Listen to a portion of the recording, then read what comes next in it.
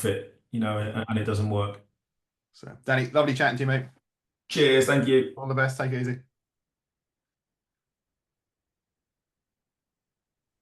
Cheers, Kev. Thanks.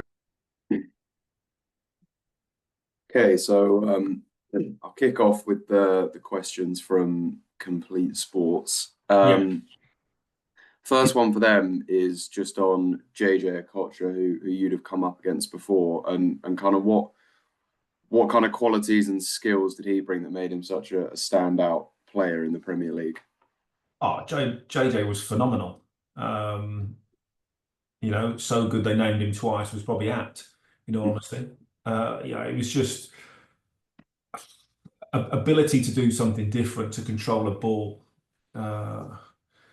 was just, it would be wrong to say it was just sheer natural talent.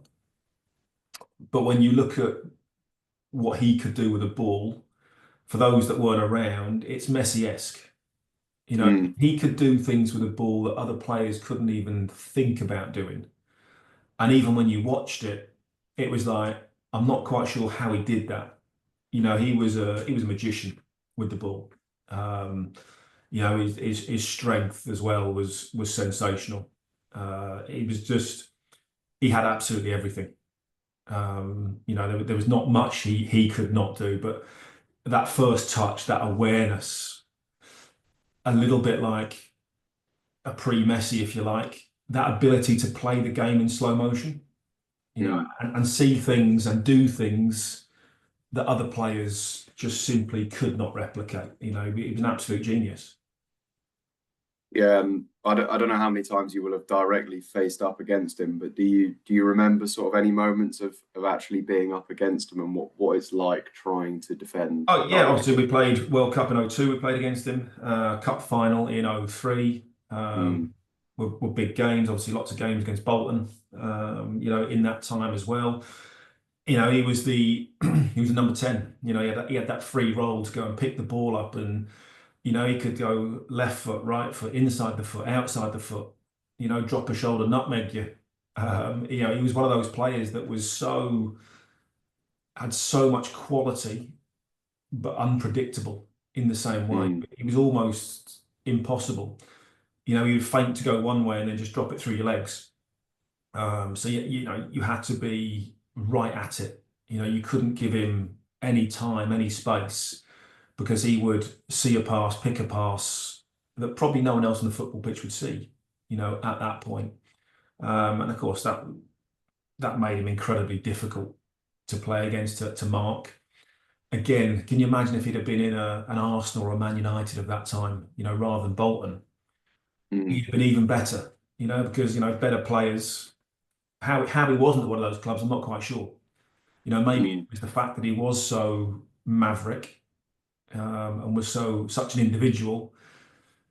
Maybe some of the top clubs looked at that and thought, how do we accommodate him into a team? But yeah, he was absolutely sensational. Yeah, in terms of kind of like his sort of career and his legacy, I suppose for someone like me who didn't necessarily watch him play that much, he almost is like what people now call that kind of the streets won't forget player, where he has good highlight reels and that kind of thing, but when you look back, he doesn't have that big trophy collection and that kind of thing. Do you think he's potentially disrespected now among people who didn't see him play week in, week out, just based off those almost like the stats that they see now? And that's the problem. People will look at his stats and go, well, what did he get? At Bolton, 14 goals in the Premier League. It was a lot harder to score back then. Yeah. It was much harder to score.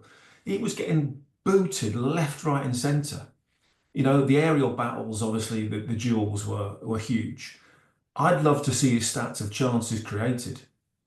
Big chances created in the final third. Key passes made. They'd be off the charts. They'd be right up there. And this is why I don't think you can compare modern day football to how it was back then. He was playing for a Bolton side that were pretty direct at times. But if you watch him back, most players can find a highlight reel. Even I can probably find a highlight reel of good moments for about 10 seconds. JJ's highlight reel could be for days on end. Mm. You know, it's just phenomenal. The ability that he had. He's one of those players. If he'd have played in this modern era, wow, it would have been unbelievable. Absolutely incredible. You know, and I think maybe you have to look for, you know, PSG when he played there weren't the PSG of now, of course. Mm. Obviously, you know, then Sam took him to Bolton and he had, you know, several years. He must have had 3 or 4, 5 seasons there, you know, whatever it was superb. So, yeah, you know, World Cups for Nigeria. I think he must have been captain of Nigeria as well. You know, he was just a sensational player. He was a player probably before his time.